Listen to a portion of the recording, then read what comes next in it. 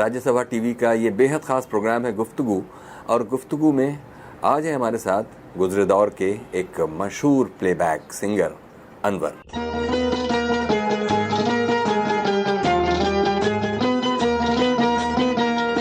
कोई परदेसी आया परदेश में, कोई परदेसी आया परदेश में, देश बना।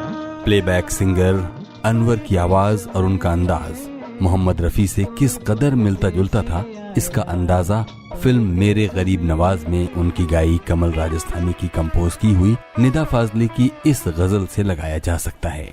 कसमें हम अपनी जान के खाए चले गए, कसमें हम अपनी जान के खाए चले गए, फिर भी वो एक बार न लाए चले गए, कसमें हम अपनी जान के। अनवर हुसैन का जन्म 1 फरवरी 1949 को मुंबई में हुआ। उनके पिता संगीतकार गुलाम हैदर के असिस्टेंट और कुशल हारमोनियम वादक थे। बचपन से ही गाने के शौकीन अनवर को रफी साहब के गाने स्टेज पर सुनकर ही कमल राजस्थानी ने उन्हें फिल्म में गाने का पहला मौका दिया था, इसी 1973 की फिल्म मेरे गरीब नवाज में। कहकर गए थे वो के ना आएंगे अब कभी, इसके 4 साल बाद आई जनता हवलदार। हमसे का भूल हुई जो ये सजा हमका मिली, अब तो चारों ही तरफ बंद है दुनिया की गली। उसके बाद अनवर ने एक से बढ़कर एक हिट गाने गाए। सोनी मेरी सोनी सोनी और नहीं कोई होनी सोनी, रब से ज्यादा तेरा नाम लेता हूँ, रब मुझे माफ करे, मेरा इंसाफ करे। अनवर ने अपने दौर के सभी बड़े संगीतकारों के साथ काम किया। उनके गाए गाने राजेश खन्ना, ऋषि कपूर, जितेंद्र, अनिल कपूर, अमिताभ बच्चन और दिलीप कुमार के अलावा उस दौर के कई चमकते सितारों पर फिल्माए गए। मोहब्बत अब तिजारत बन गई है, तिजारत अब मोहब्बत बन गई है। अनवर ने किशोर कुमार, मुकेश, सुरेश वाडकर, लता और आशा समेत कई दूसरे गायकों के साथ भी गाया। यादों की चंद लकीरों का सब खेल है बस तकदीरों का, तकदीर है क्या मैं क्या जानूं। करीब 20 साल का छोटा सा सिंगिंग करियर देकर गुमनामी में खो जाने वाले इस गायक में गायकी के सभी जरूरी गुण मौजूद हैं, लेकिन आज उनका कोई खरीदार नहीं मिलता। मैं आशिक हूँ तदबीरों का। राज्यसभा टीवी के शो गुफ्तगू में अनवर ने पहली बार अपने दिल की परतें खोली हैं, जिनसे संगीत की मधुर ध्वनियों के बीच कुछ असहज कर देने वाली आवाजें भी आती हैं।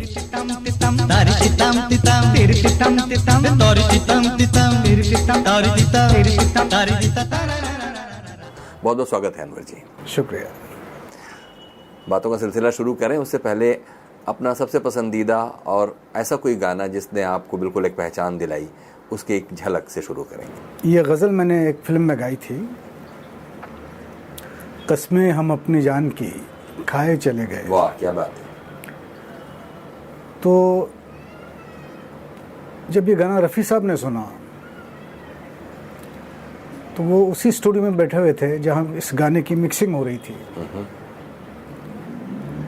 तो वो अपने सेक्रेटरी से पूछने लगे कि ये गाना मैंने कब गाया था। तो उन्होंने कहा ये साहब आपने नहीं गाया, ये एक नया लड़का है अनवर। बोले बहुत आवाज़ मिलती है, इस तरह से उनका रिएक्शन था, बहुत आवाज़ मिलती है। तो इस बात की मुझे खुशी है कि आवाज़ मिलती है, मैं नकल करने की कोशिश नहीं करता हूँ, बल्कि आवाज़ मिलती जुलती है जी। तो कुछ बोल उसके सुना देता हूँ। जरूर जरूर। और ये गज़ल बहुत मशहूर हुई थी अपने वक्त में। बिल्कुल।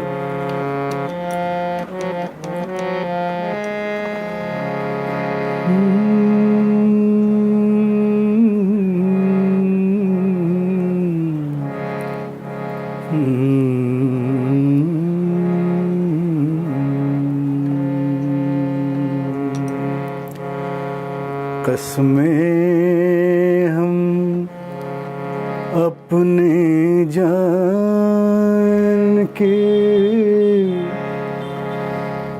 खाए चले गए, कसमें हम अपने जान के खाए चले गए, फिर भी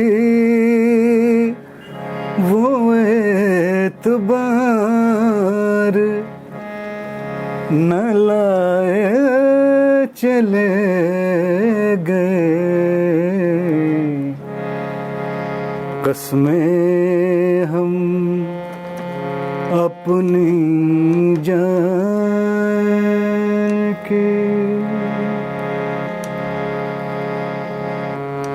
शेर इसका कह कर गए थे वो के ना आएंगे अब कभी,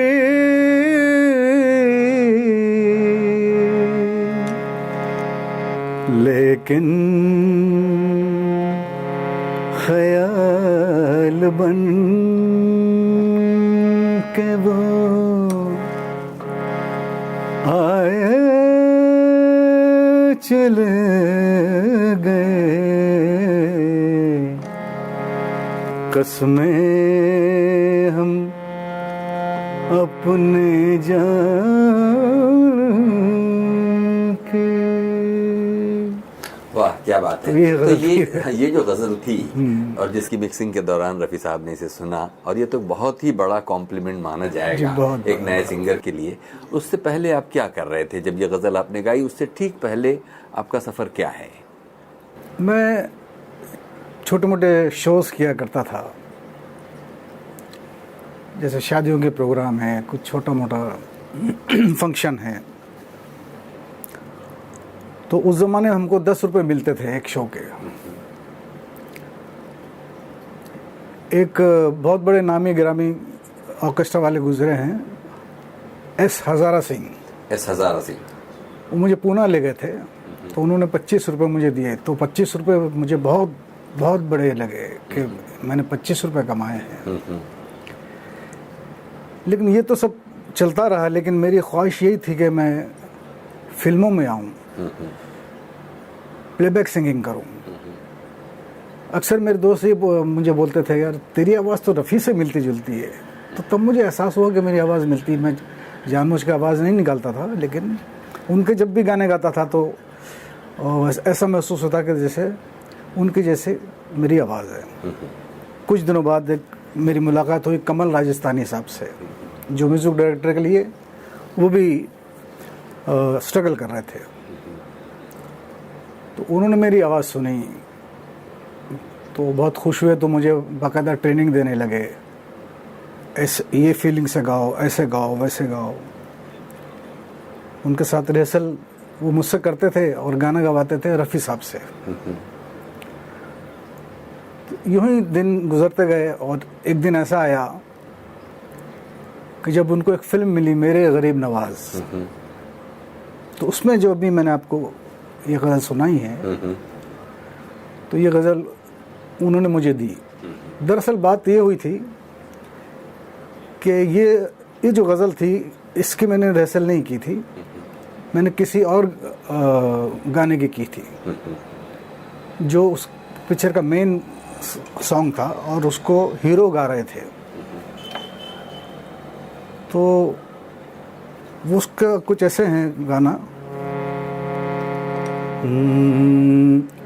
कल मेरी तरह मुझको सलाम आप करेंगे,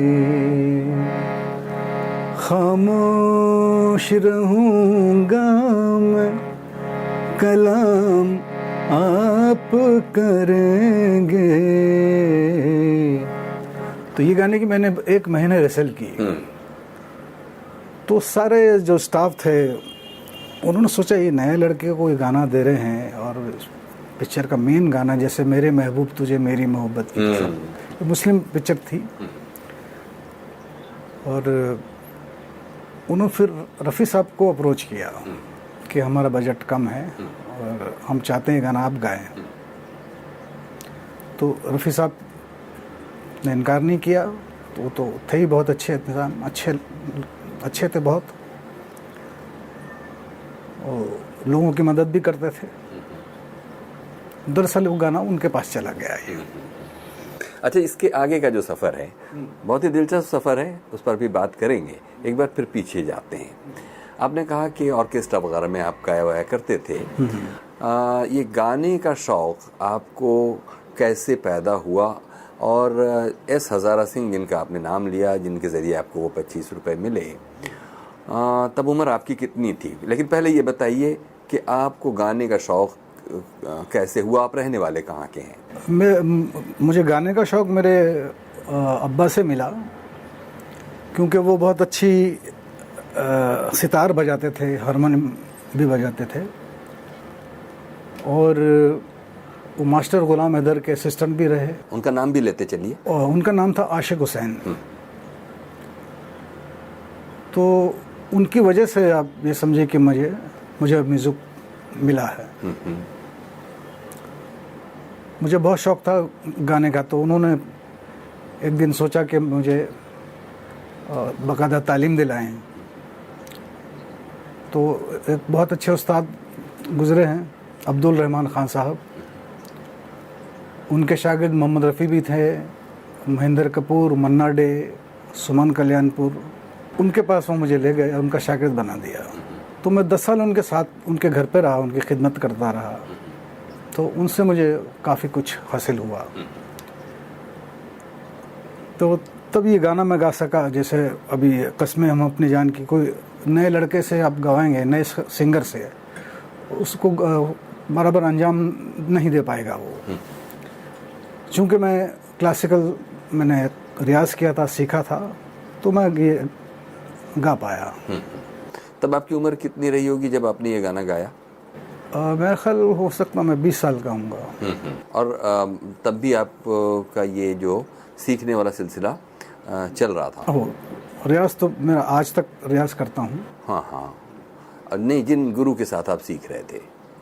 गुरु के साथ रियाज काफ़ी हुआ है। और जिन दिनों मैं स्ट्रगल करने गाना मैं गा चुका था, तो जिसको मैं ये गाना सुनाता था कि अब स्पूल था उस ज़माने में जी, तो जयदेव साहब को एक दिन सुनाया ये गाना। हाँ, बोले तो ठीक है, आपका गाना कहाँ है? मैं बोला यही मेरा गाना है। तो बड़े हैरान हो गए वो। और कुछ लोगों ने तो यहाँ तक कहा कि जब रफ़ी साहब हैं तो हम आपको क्यों गवाएंगे?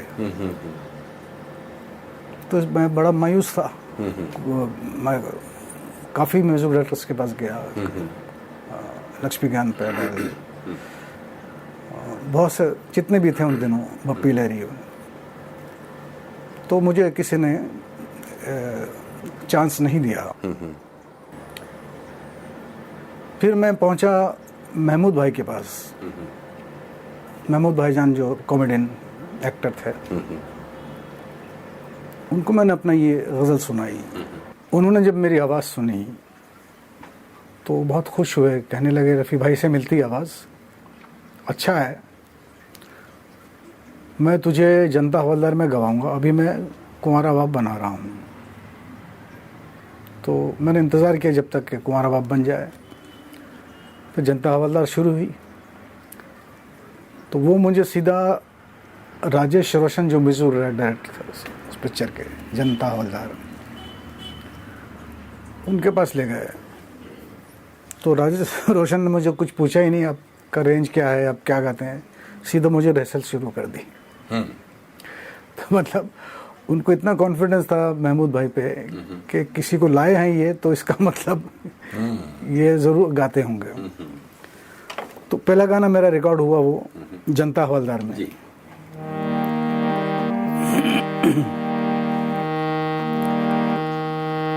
तेरी आँखों की चाहत में तो मैं सब कुछ लुटा दूंगा, तेरे आँखों की चाहत में तो मैं सब कुछ लुटा दूंगा। मोहब्बत कैसे की जाती, मोहब्बत कैसे की जाती है दुनिया को दिखा दूंगा, तेरे आँखों की चाहत में। ये मजरू साहब ने लिखा था, मजरू सुल्तानपुरी। तेरे नाजुक हंसी कदमों के नीचे हम सफर मेरे, अरे ओ हम सफर मेरे, जहाँ होगा कोई कांटा, जहाँ होगा कोई कांटा, वहाँ मैं दिल बिछा दूंगा, तेरे आँखों की चाहत में। तो ये जब गाना रिकॉर्ड हुआ तो उस पूल पे उन्होंने रिकॉर्ड किया, इसको ट्रांसफ़र किया महमूद भाई ने, और फिल्मालिया स्टूडियो चले गए। वहाँ राजेश खन्ना जी शूटिंग कर रहे थे किसी फिल्म की, और वो किसी गाने से बड़े खफा थे कि गाना अच्छा नहीं हुआ, ये है वो है। तो महमूद भाईजान ने बोला ये गाना सुन। तो जब ये गाना सुना तो बहुत खुश हुए, कहा कि बड़े दिनों के बाद रफ़ी साहब ने बड़े मूड में गाना गाया। तो क्रेडिट रफ़ी साहब को जाती थी। तो खैर बहरहाल जब ये गाना रिकॉर्ड हुआ तो इंडस्ट्री में धूम मच गई। फिर दूसरा गाना रिकॉर्ड हुआ, वो तो बहुत ही चला, आपने भी सुना है। हमसे का भूल हुई जो ये सजा हमको मिली, अब तो चारों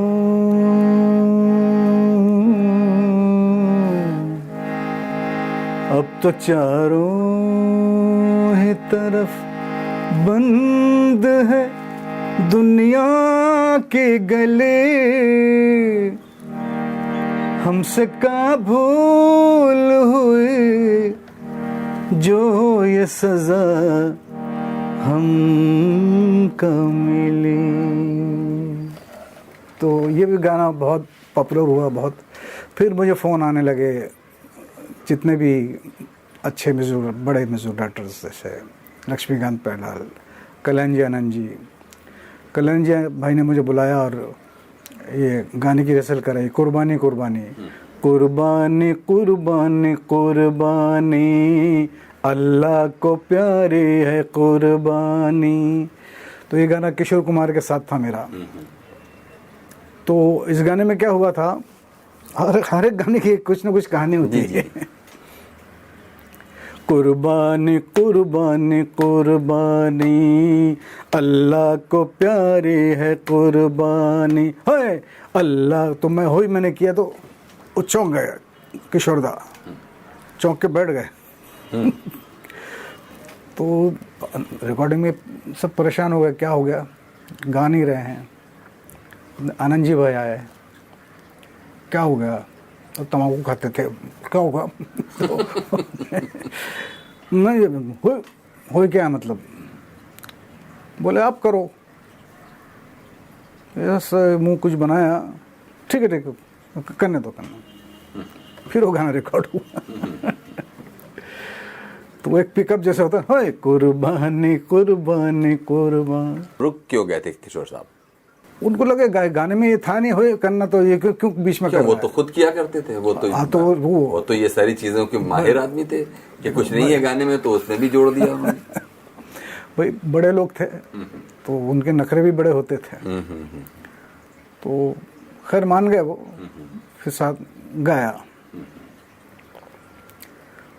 फिर कल्याण जी भाई का और गाना था दिलीप साहब के लिए, विधाता फिल्म आई थी,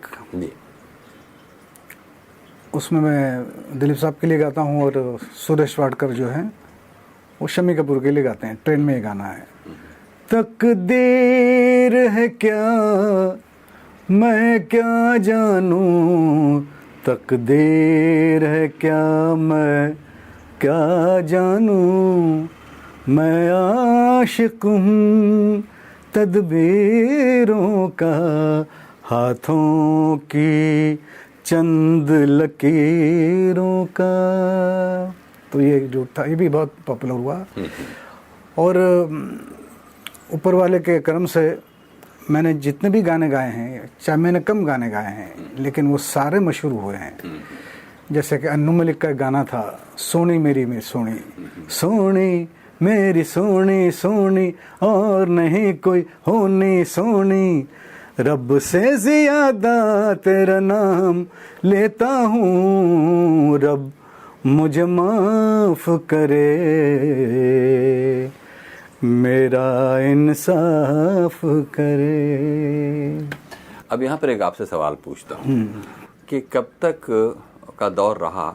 एक तो वो वाकया था जब रफ़ी साहब ने खुद कहा कि ये गाना मैंने कब गाया था, जो कि गाना आपका गाया हुआ था। जी। और वो वक्त, और उसके बाद कब तक रफ़ी साहब भी फिल्म इंडस्ट्री में रहे और आप भी रहे, ये कब से कब तक का दौर? ये 80s में उनका इंतकाल हो गया था। तो 80 के बाद फिर मैंने काफ़ी गाने गाए। हाँ, तो कहने का मतलब ये है कि अगर उनको उसमें गिनती में तो कितने वो साल होंगे इस मेरे गरीब नवाज से लेकर के उनके इंतकाल के बीच कितना? मेरे गरीब नवाज 73 और 73 से लेकर 93 तक मैं था। और रफ़ी साहब का इंतकाल उनका हुआ 80s में। मतलब 6-7 साल तो रफ़ी साहब भी गाते रहे और आप भी साथ साथ गाते रहे, साथ का दौर है।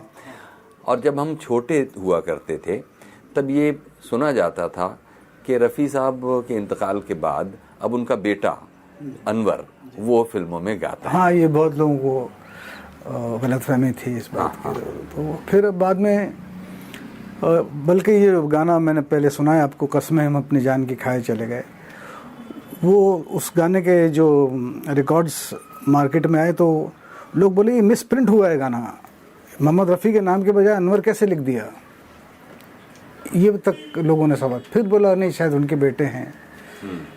फिर आस्ते आस्ते लोगों को पता लग गया कि नहीं। अब लेकिन इस ऐसे में एक सलाहियत वाला कलाकार आप जैसा जो अपने बूते पर, आप खुद ही कह रहे हैं कि ना तो आपने कभी नकल करने की कोशिश की, ये इत्तेफाक की बात थी कि आपकी और उनकी आवाज़ मिलती जुलती थी, लेकिन आप बिल्कुल इंडिपेंडेंटली गा रहे थे। एक तरफ वो कॉम्प्लीमेंट था जिसमें रफ़ी साहब ने खुद ये बात कही, लेकिन जैसे जैसे सफ़र आगे बढ़ता गया आपका रास्ता मुश्किल होता गया। कुछ चीज़ें ऐसी हुई मेरे साथ जिसको अपने ऊपर मैं वो इल्ज़ाम दूंगा, मेरी गलतियों की वजह से हुआ जो भी हुआ। अभी मैंने गाना गाया था लक्ष्मीकांत पैडाल का, बहुत बहुत मशहूर हुआ वो, मोहब्बत अब तिजारत बन गई है, तिजारत अब मोहब्बत बन गई है। आनंद बख्शी साहब का लिखा हुआ, लक्ष्मीकांत पैडाल।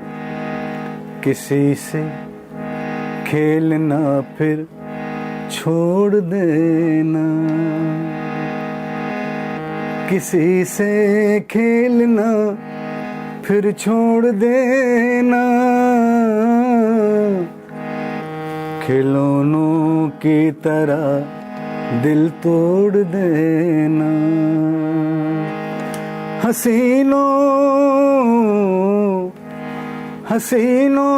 की ये आदत बन गई है। तो ये भी गाना बहुत मशहूर हुआ था। और एक गाना था जिसमें ये बात आपने इस सिलसिले में कही थी कि कुछ आपकी गलतियां हुई। हाँ, वो क्या है? वो ये था कि एक पिक्चर थी नसीब,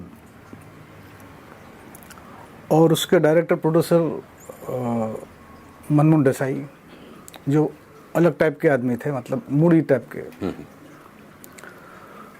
तो उनका वो गाना मैंने अमिताभ जी के लिए गाया था, जिंदगी इम्तिहान लेती है, दोस्ती इम्तिहान लेती है, दोस्तों की जान लेती है। तो ये गाना हम 3 लोगों ने मिलकर गाया था, सुमन कल्याणपुर और एक कमलेश अवस्थी है जो मुकेश टाइप में गाते थे, और मैंने अमिताभ जी के लिए गाना गाया था। तो उन दिनों मैं एक रकम लेता था जिस 5,000 की एक गाने की। और तब रफ़ी साहब क्या लेते रहे होंगे? जब रफ़ी साहब ने कभी पैसे की डिमांड नहीं की। वो उनके बारे में ये कहा जाता है कि को जो भी दे दो, कभी डिमांड नहीं करते थे पैसे की। उनको भी शायद इतने ही मिलते होंगे, 5-7 मिलते होंगे ज़्यादा, लेकिन लता जी ज़्यादा लेती थी, 10,000 12,000 उन दिनों भी। तो उनके असिस्टेंट ने आके मुझसे पूछा कितना आपको देना है, तो मैंने 6,000 की डिमांड की। तो उनको बहुत बुरा लगा कि अनवर अगर 5,000 औरों से ले रहा है तो मुझसे 6,000 क्यों, आज के बाद मैं उसको गवाऊंगा नहीं। फिर इन्होंने क्या किया, मनमोहन देसाई साहब ने, क्योंकि वो गुजराती थे और शब्बीर कुमार भी गुजराती हैं, तो किसी ने बताया भाई शब्बीर कुमार है जो रफ़ी डुप्लीकेट है, बिल्कुल रफ़ी के गाने गाते हैं, रफ़ी साहब के। उनको बुलाया मनमोहन देसाई ने, लक्ष्मीकांत से मिलाया, गाने सुने, फिर कुली में उनको मौका दिया। तो वहाँ से मैं कटना शुरू हुआ। तो लोगों को लगा एक और रफ़ी आ गया है, समझे आप। तो एक और गलती ये हुई कि राज कपूर साहब की फिल्म में मैंने एक गाना गाया, तो वहाँ मैंने भी डिमांड किया पैसों की। वो क्या गाना था? वो ये प्यार था या कुछ और था, उसके बोल ऐसे गा के सुनाता हूँ। हो सारी खुशियाँ तुझ पे वार के, चल मैं तो सब कुछ हार के, यही इश्क का दस्तूर था, न तुझे पता न मुझे पता, ये प्यार था या कुछ और था। तो दरअसल क्या, वो प्रेम रोग एक पिक्चर थी जिसमें सब गाने मैं गा रहा था। मैंने उन गानों की रिहर्सल भी की थी, लेकिन चूँकि मैंने पैसों की डिमांड की तो उनका स्टाफ बिगड़ गया। उनके स्टाफ ने शिकायत की ऋषि कपूर से। यानी पैसों की जो डिमांड आपकी उधर मनमोहन देसाई से थी, वो खबर वहाँ पहुँची? ऐसा नहीं, राज कपूर साहब से भी डिमांड हुई पैसों की। हाँ, यानी कि एक गलती आप वहाँ कर चुके थे और फिर आपने दोबारा वो गलती वो हुआ। हाँ, वो ऐसा क्यों किया होगा बीच में, ये भी तो बता दीजिए आप। बस वो मैंने बोला पूरा जो इल्ज़ाम मैं अपने ऊपर लेता हूँ। अच्छा, हाँ, फिर क्या हुआ? ऋषि कपूर गलती हो गई। ऋषि कपूर के पास से बात पहुंची तो वो बिगड़ गए। तो मेरे बाप से पैसे की डिमांड, मतलब राज कपूर के साथ काम करना एक ऑनर की बात है। और मुझे बिल्कुल समझ नहीं थी, पॉलिटिक्स जानता नहीं था, सीधा था। तो ये गलती हुई तो बिगड़ गए ऋषि कपूर। बोले मुझे इसकी आवाज़ नहीं चाहिए, जितने भी गाने हैं वो किसी और से ली जाए। फिर किससे लिए गए? वो सुरेश वाडकर से ले लिए, जबकि वो रिहर्सल आप खुद कर चुके थे। हाँ, मैं रिहर्सल कर चुका था। तो ऐसा हुआ है। तो ये अब जब आप गौर करते हैं तो शायद क्या इसकी वजह रही होगी कि कुछ गुरूर आ गया था जिंदगी में? मैं इसको कहूँगा बेवकूफ़ी। गुरूर एक अलग चीज़ होती है। किसी जैसे बिजनेसमैन होते हैं, कैसे बिजनेस करते हैं, पोलाइटली, कम दे दो ज़्यादा दे दो, जो भी है काम निकालो। तो वो चीज़ हमको किसी ने सिखाई नहीं, ना हमने सीखी थी। तो इस वजह से वो एक डाउनफॉल आ गया। दूसरी बात ये भी है कि कल्याण जी भाई के साथ, अमिताभ के साथ मैंने टूर, बहुत वर्ल्ड टूर किए हैं। दो मैंने इंडस्ट्री से गायब रहना। तो लोग बोले ये इसको तो परवाह नहीं है, दो मैंने। तो फिर ये बाकी के जो सिंगर थे उनको चांस मिलने लगा। और सबसे बड़ा टाइम आया ऐसा कि जितने भी रफ़ी साहब के फॉलोअर्स थे उनको किसी को काम नहीं मिलने लगा। जब आशिकी फिल्म आई उस वक्त कुमार शानू छा गए। बस एक फिर किशोर का दौर चल पड़ा। और रफ़ी साहब का जो था ना एक वो टाइम, उनके चाहने वालों को, मतलब जो उनकी कॉपी करते हैं, जो भी वो सब घर में बैठ गए। तो इस तरह से ज़िंदगी का कुछ सफ़र हुआ है। ये तजुर्बा है ज़िंदगी का। ये जो करीब मेरे ख्याल 18 साल आपके बहुत एक्टिव गुजरे प्लेबैक सिंगिंग में, ऐसा ही तो शायद हुआ होगा? 20 साल? हाँ। और कितने गाने गाए होंगे आपने फिल्मों के लिए? हो सकता 1000-1500 होंगे। लेकिन उनमें से जो मशहूर गाने हैं, ये चंद गाने हैं। जब मैं स्टेज पे जाता हूँ, प्रोग्राम करता हूँ, तो मुझे फरमाइश आती, मोहब्बत तिजारत, ज़िंदगी इम्तिहान, सोनी मेरी सोनी। तो इस बात की तो खुशी है कि चाहे कम मैंने गाने गाए लेकिन वो सारे मशहूर है। और एक फिल्म आई थी, ये इश्क नहीं आसान, उसमें मैं एक नज़म थी, मेरे ख्यालों के रह गुज़र से वो देखिए वो गुजर रहे हैं। थोड़ा सा गुनगुनाइए इसको। मेरे ख्यालों की रह गुजर से वो देखिए वो गुजर रहे हैं। मेरी निगाहों के आसमां से ज़मीन दिल पर उतर रहे हैं। मेरे ख्यालों की रह गुजर से वो देखिए वो गुजर रहे हैं। इसकी बहुत फरमाइश आती है। क्या बात है। और अनवर साहब, बातों का ये सिलसिला भी जारी रखेंगे, एक छोटा सा ब्रेक ले लेते हैं। अभी वक्त है छोटे से ब्रेक का। ब्रेक के बाद हाजिर होते हैं और बातें जारी रखते हैं गुजरे दौर के मशहूर प्लेबैक सिंगर अनवर के साथ। राज्यसभा टीवी का ये बेहद खास प्रोग्राम है गुफ्तगू। नए चेहरे, बड़े बड़े नाम, हमसे कहाँ भूल हुई जो ये सजा हमको मिली। अब चारों तरफ बंद है दुनिया की गली। दर्शकों की और पाठकों की ऐसी कोई डिमांड आपके पास नहीं है, और हम क्या दे रहे हैं उनको ये कई बार हम तय करते हैं। हर मूवी में मेरे डायरेक्टर मुझे कभी ना कभी बोलते ये रोल तुम कर लो, बट नहीं, मेरे को कभी एक्टिंग का नहीं था। सीखा मैंने जीना, जीना कैसे जीना, सीखा मैंने जीना मेरे हमदम। देखिए गुफ्तगू सीजन 5 सिर्फ राज्यसभा टीवी पर। स्वागत है एक बार फिर से। प्रोग्राम है गुफ्तगू, और गुफ्तगू में आज हैं आपके साथ मशहूर प्लेबैक सिंगर अनवर।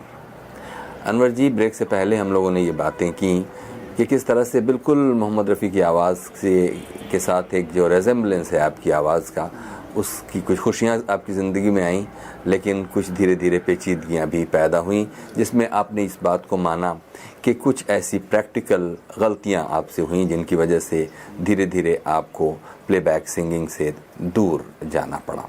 एक प्लेबैक सिंगर के लिए गाना हासिल करना, उसका क्या प्रोसेस क्या है, मतलब कैसे गाना उस तक पहुंचता है। मिसाल के तौर पर अगर हमको वाइट वॉशिंग करने के लिए कोई आदमी चाहिए तो हम एक ऐसी मंडी में जाते हैं जहां बहुत सारे लोग वाइट वॉशिंग घरों में करते हैं, और हम उनमें से किसी एक को लाकर अपने घर की पुताई सफाई कराते हैं। तो सिंगर कैसे उस गाने तक पहुंचता है? देखिए, गाना प्लेबैक सिंगर बनना एक बहुत ही मुश्किल काम है। हज़ारों लाखों में किसी एक को मौका मिलता है, और वो टेक्निकली सही होना चाहिए, जैसे कि सुर है, ताल है, फिर उसके अलावा वॉइस क्वालिटी होती है, और फिर अप्रोच कैसे की जाती है, बहुत सारी चीज़ें काउंट करती हैं, तब जाके मौका मिलता है। ये तो हुआ प्लेबैक सिंगर बनने की बात आपने की, लेकिन जैसे कोई गाना आप तक पहुंचता है या उस गाने को आखिरकार आपकी आवाज़ में रिकॉर्ड कर दिया जाता है, उसका सफ़र कैसा होता है? कैसे वो गाना आप तक पहुंचता है? होता यूँ कि जो म्यूज़िक डायरेक्टर होते हैं वो नाम सजेस्ट करते हैं कि भाई ये गाना ये सिंगर अच्छा गा सकता है, इसको बुलाया जाए, तो फिर उसको रिकॉर्ड करते हैं। इसी तरह से होता है, ये म्यूज़िक डायरेक्टर के ही ऊपर है कि वो किसको पसंद करे, किसको गवाए। यानी कि जो सिंगर है, प्लेबैक सिंगर, उसका क्या रोल होता है? क्या वो घर में बैठा रहता है और इंतज़ार करता रहता है कि कभी फ़ोन आए, कभी फ़ोन आए, कभी? भाई बहुत बड़ा स्ट्रगल है, और कोई मामूली बात नहीं है ये प्लेबैक सिंगर बनना। हम तो बन गए, लेकिन बाकी लोगों को बनना बहुत मुश्किल है।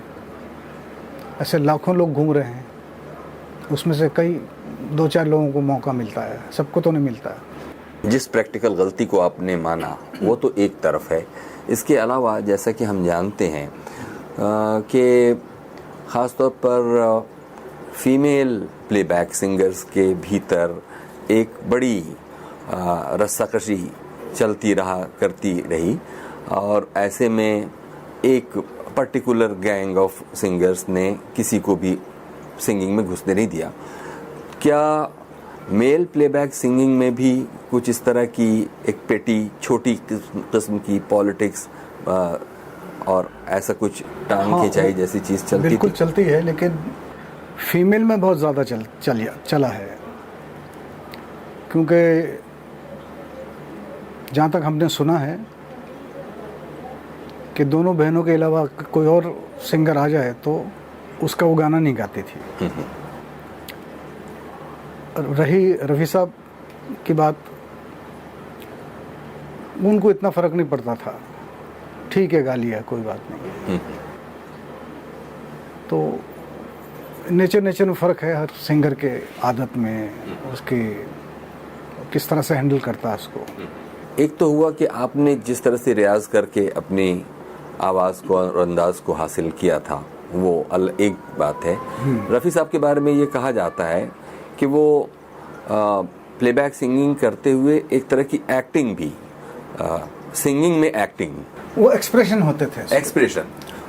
हाँ, वो ऐसा था कि शम्मी कपूर का गाना होता था तो म्यूजिक डायरेक्टर बोलता था कि ये शम्मी जी गा रहे हैं, तो रफ़ी साहब बोलते थे अच्छा, वो तो फिर हाथ भी हिलाएगा, टांग भी हिलाएगा, सब हिलाएगा तो उसी तरह से वो उस गाने को हैंडल करते थे, गाते थे।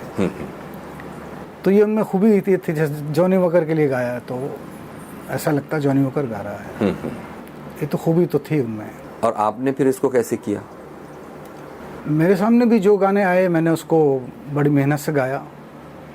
अब एक गाना आर.डी. बर्मन का सुनाता हूँ मैं।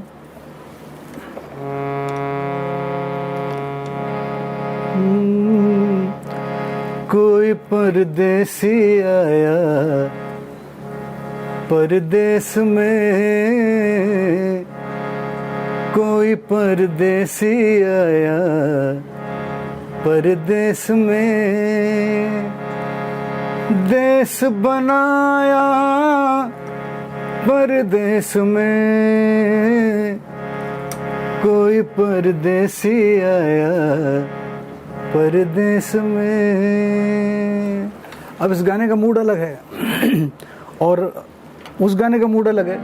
हमसे का भूल हुई जो ये सजा हमको मिली, बिल्कुल अलग मूड है। तो इसी तरह तर्ज के साथ गले का उतार चढ़ाव जो है वो चेंज हो जाता है, एक्सप्रेशन अलग हो जाते हैं। अब जैसे सोनी मेरी सोनी मेरी सोनी सोनी और नहीं कोई होनी सोनी, रब से ज्यादा तेरा नाम लेता हूँ रब। अब इसके एक्सप्रेशन बिल्कुल अलग है। तो आपने देखा 3 डिफरेंट सॉन्ग मैंने गाए हैं और तीनों अलग अलग हैं। तो सिंगर का यही कमाल होता है कि हर गाने में वो में जैसे सैड सॉन्ग में वो क्या फीलिंग डालता है और जो चुलबुला गाना है हैप्पी सॉन्ग है वो उसमें क्या करता है। अच्छा ये बताइए कि आप कहते हैं शायद क्या 92-93 तक आपने गाया, उसके बाद फिर आप क्या करते रहे? बस मैं शो आजकल भी शो कर रहा हूँ मैं। लोग मुझे बुला रहे हैं स्टेज पे, मुझसे गवाते हैं, शो करवाते हैं, तो मैं शो में बिजी हूँ आजकल। और ये जो बिल्कुल नई पीढ़ी है म्यूज़िक कंपोजर्स की, कभी किसी ने याद करने की कोशिश की कि हम आपसे भी गवा लें, या अगर किसी ने अप्रोच किया तो आपकी क्या राय रही उस पर? बिल्कुल जो नए गाने। नहीं, हमने ना हम उनके पास गए ना वो हमारे पास आए, तो हमारा कोई कनेक्शन है ही नहीं। मतलब कभी ये तो लगता होगा कि जो गाने आपके कानों में पड़ रहे हैं पिछले 20 वर्षों में, अगर वो आपको मिलते तो आप उनको और अच्छी तरह गा सकते थे? नहीं, ऐसा कुछ नहीं है। जो हमने गा दिया वो गा दिया, उसको और कोई गा नहीं सकता। दूसरे सिंगर्स की मैं बात नहीं करना चाहूँगा, वो कैसा भी गाते हैं, जैसा गाते हैं, तो लोग उनकी नकल करते हैं। जैसे सोनू निगम है, उन सिंगरों की वो बहुत अच्छी तरह नकल करते हैं, लेकिन मेरी नकल नहीं कर सकते क्योंकि मेरे अंदर कोई ऐसे डिफेक्ट नहीं है कि मेरी मजाक उड़ाया जाए गाने में। तो ये फ़र्क है। नहीं, और अगर जो आजकल के गाने बनते हैं उनको सुनते हुए कौन से, आपको मालूम है कि कौन कौन सिंगर है जो आजकल गा रहे हैं? सुनता हूँ मैं। कौन कौन मेल सिंगर्स हैं आजकल गा रहे हैं, कुछ आपको मालूम है? बिल्कुल, बताइए ज़रा।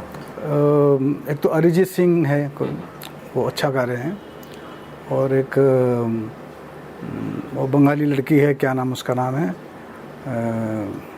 श्रेया घोषाल। श्रेया घोषाल, वो अच्छा गा रही है। तो इन दोनों के मेल आवाज़ों में और नाम लीजिए जो आपको मर्दों की आवाज़। और मुझे समझ में नहीं आता कुछ। आजकल के म्यूजिक में क्या है, चीखना चिल्लाना ज़्यादा है और मेलोडी तो रही नहीं। ये जो दो आपने मनमोहन देसाई और कपूर परिवार के जो 2 अनुभव, 2 एक्सपीरियंस आपने बताए, इसके अलावा भी कुछ और आपके पास हो शेयर करने को तो हमसे शेयर कीजिए, क्योंकि बेशक इन 20 वर्षों में जिनमें आप बहुत एक्टिव थे उनमें कुछ गाने आपके बहुत हिट हो रहे थे, लेकिन और ऐसे कौन से हादसात और तजुर्बात हैं जो दिल तोड़ रहे थे या कुछ एक मुख्तलिफ तजुर्बा दे रहे थे। एक गाना मैंने गाया था विधाता के लिए, दिलीप साहब के लिए। जी। अचानक एक दिन कल्याण जी आनंद जी का शो था, तो उनके ऑर्केस्ट्रा में मैं गाता था। तो बिरला एक हॉल है, बिरला मातोश्री, यहाँ पर मरीन लाइन्स पे, वहाँ उस फंक्शन में दिलीप साहब आए थे। विंग जो होता ना स्टेज का विंग पीछे का, तो वहाँ से दिलीप साहब ऐसे गुजर रहे थे, मैं ऐसे जा रहा था। तो मैंने जाकर उनको आदाब किया, मैंने कहा मैंने आपके लिए गाया है। और इतने खुश हुए, वो गले से लगा लिया और हाथ मेरा पकड़ के ले गए। वहाँ महेंद्र कपूर भी बैठे थे, वो पंजाबी में बात करने लगे। असी ਆਪਾਂ ਇਹਨਾਂ ਨੂੰ ਨਾਲ ले चलेंगे, मुंडा कितना सोना गाता है, ऐसा करके उन्होंने पंजाबी में बोला। तो वो इंसिडेंस मुझे अभी तक याद है, बहुत अच्छा लगा था मुझे। और ऐसा ही कुछ इंसिडेंट्स खासतौर पर नहीं, जैसे कि जिन को सिंगर्स के साथ की बात अगर करें कि कभी आपने जैसे कि सुरेश वाडकर के साथ आपने गाया, तो और कौन मेल सिंगर्स हैं जिनके साथ गाने पर एक अच्छा एहसास हो रहा था? अच्छा एहसास तो होता ही है, क्योंकि जब गाना शुरू होता है ना, तो फिर कुछ दिखता नहीं सामने, अपना काम है वो करना है अपने को। जो तर्ज हमको समझाइए, जिस तरह से हमको सिखाया गया है वैसे हमको गाना है। आगे पीछे कौन खड़ा है वो सबको समझ में नहीं आता है। और रफ़ी साहब से आपकी और कितनी मुलाकातें हुई? बहुत सारी मुलाकात। एक दफ़ा मैं उनके घर गया मिलने, बंगले पे। मैंने दरबान से कहा कि मैं अनवर हूँ और साहब से कहिए कि मैं मिलना चाहता हूँ। तो आप यकीन कीजिए, इतने प्यारे इंसान, डाउन टू अर्थ, मुझे रिसीव करने बाहर आए। उनका बेटा भी था, लंदन से आया था, एक और लंदन के दोस्त थे। तो उनसे मिलाया, बोलते लोग कहते हैं ये मेरा बेटा है, ऐसे करके हंस की आवाज़ में बात करते थे, और लगता भी मेरे जैसा है, मेरी तरह गाता है। मैं बोला नहीं साहब, मैं तो आपके पैर की धूल भी नहीं हूँ। नहीं। बोले आई अंदर चलें। तो मैं तो डर गया, नर्वस हो गया मैं बोला यार हाथ में कप चाय भी देंगे तो मेरे हाथ कांपेंगे। तो मैं डर के मारे मैं बोला नहीं, मैं जा रहा हूँ। मैं वहाँ से चले आए। और मुलाकातों में रफ़ी साहब के साथ क्या कुछ यादगार कोई ऐसी बात? नहीं, ऐसी और किशोर साहब के साथ? किशोर साहब के साथ। और महेंद्र कपूर के साथ? उनके साथ तो नहीं गाया मैंने कभी गाया नहीं। मुलाकात कोई हुई? मुलाकात तो वो मेरे उस्ताद के शागिर्द थे ना, गुरु भाई थे मेरे। मन्ना डे के साथ? मन्ना डे के साथ एक फिल्म में गाया मैंने, लेकिन बहुत भले आदमी, बहुत इंसान, अच्छे प्यारे आदमी थे। आप देखेंगे अनवर साहब के म्यूज़िक डायरेक्टर्स के अलावा और म्यूजिशियंस के अलावा जो रिकॉर्डिस्ट होते हैं वो बहुत इम्पोर्टेंट रोल प्ले करते हैं। रिकॉर्डिस्टों ने भी कुछ अंदर की बात आप तक कभी पहुंचाई कि क्या राय अंदर रिकॉर्डिंग बूथ में बन रही थी आपके बारे में? नहीं, रिकॉर्डिस्ट का तो काम ये है वो अच्छी रिकॉर्डिंग करें और वॉइस क्वालिटी और अच्छी से अच्छी ले। और मेन काम क्या होता है, रिकॉर्डिंग तो हो जाती है, मेन जो काम है वो मिक्सिंग का है। वो जब गाना रिकॉर्ड हो जाता है फिर उसमें आवाज़ कितनी बढ़ाई जाए, साज़ों को कैसे कम करें, यहाँ साज़ों को ज़्यादा करें, तो इसको कहते हैं मिक्सिंग। सब कुछ उसी पे डिपेंड होता है। अब बिल्कुल आखिर में हमको ये बताइए अनवर साहब के जो सबसे ज़्यादा एक्टिव आपके साल थे जिनमें खूब सारे आपने गाने गाए, जाहिर है कि सब गाने तो कहाँ मकबूल हो पाते हैं, किसकी के भी नहीं हो पाते, लेकिन जो भी गाने मकबूल हुए वो तो आज भी याद किए जाते हैं। और आपको भी कहीं से घूमते टहलते, टेलीविज़न देखते हुए, रेडियो सुनते हुए, कार में ट्रैवल करते हुए, सड़क पर लाउड स्पीकर पर अपने ही गाए हुए गाने जब आपके कानों में पड़ते हैं तो वो एहसास कैसा होता है? अच्छा लगता है, अच्छा लगता है। फिर ऐसा लगता है कि इससे और बेटर मैं गा सकता था। मैं अपने गाने कभी नहीं सुनता, मैं सुनता हूँ मेहंदी हसन को। एक मेहंदी हसन की गज़ल मैं सुनाना चाहता हूँ।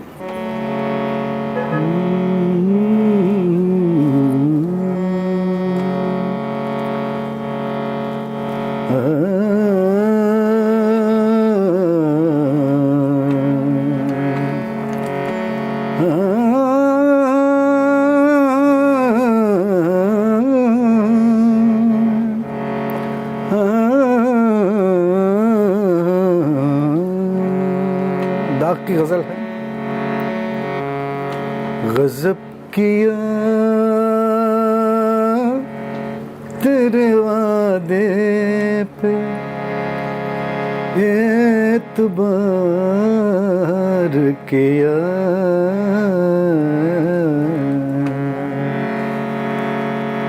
गजब किया तेरे वादे पे एतबार किया, तमाम रात क़यामत का इंतजार किया,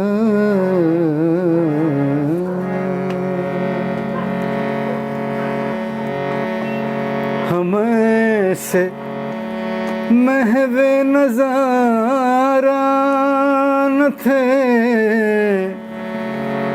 कि होश आता,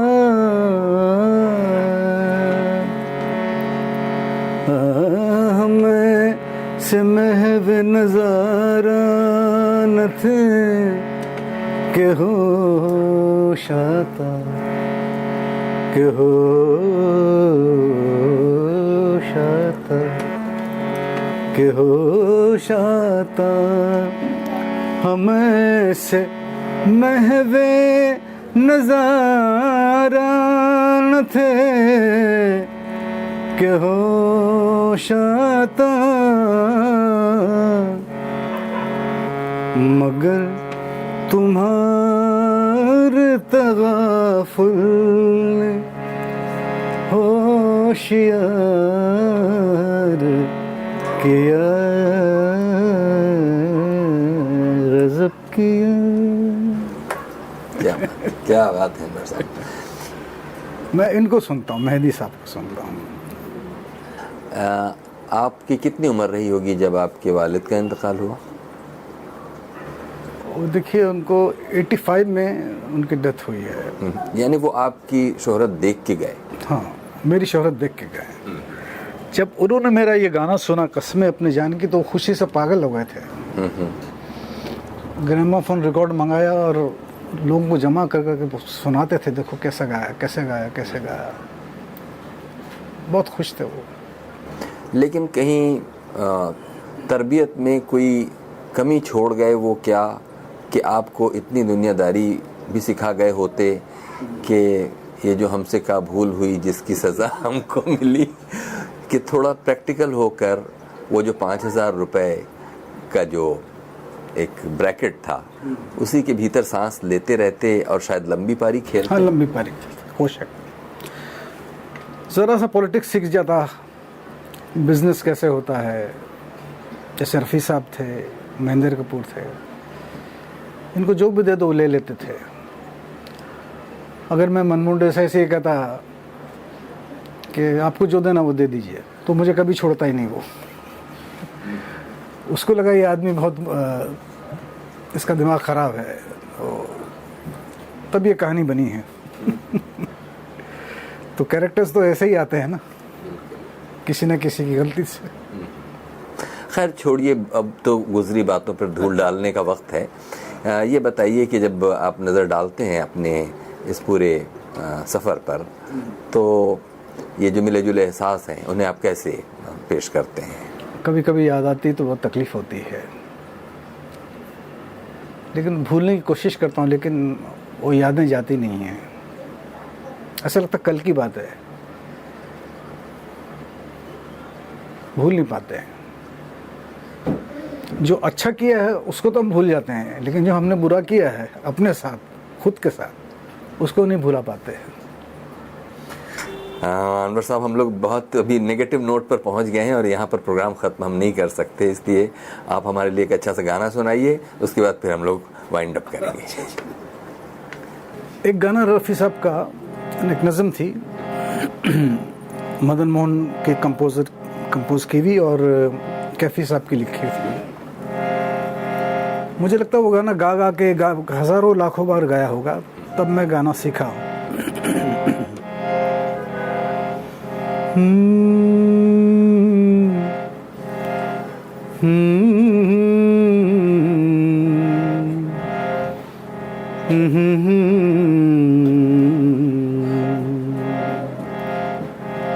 मैं ये सोच कर उसके दर से उठा था कि वो रोक लेगी, मना लेगी मुझको।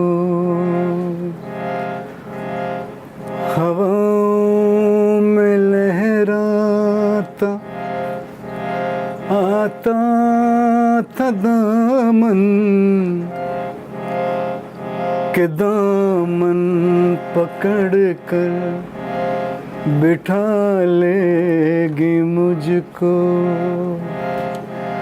कदम ऐसे अंदाज से उठ रहे थे कि आवाज देकर बुला लेगी मुझको। मगर उसने रोका न उसने मनाया, न दामन ही पकड़ा, न मुझको बिठाया, न आवाज ही दी, न वापस बुलाया। मैं आहिस्ता आहिस्ता बढ़ता ही आया, यहाँ तक कि उससे जुदा हो गया मैं, जुदा हो गया मैं, जुदा हो गया मैं। बहुत बहुत शुक्रिया अनवर साहब, आपने हमारे लिए इतना वक्त दिया। बहुत बहुत शुक्रिया। बहुत बहुत शुक्रिया। ये थे गुज़रे दौर के मशहूर प्लेबैक सिंगर अनवर, जिन्हें एक दौर में मोहम्मद रफ़ी का बेटा भी कहा जाता था। आपने ये बातचीत सुनी। गुफ्तगू का ये एपिसोड कैसा लगा आपको? लिख सकते हैं हमें feedback.rstv@gmail.com पर। हमसे का भूल हुई जो ये सजा हमका मिली, अब तो चारों ही तरफ बंद है दुनिया की गली।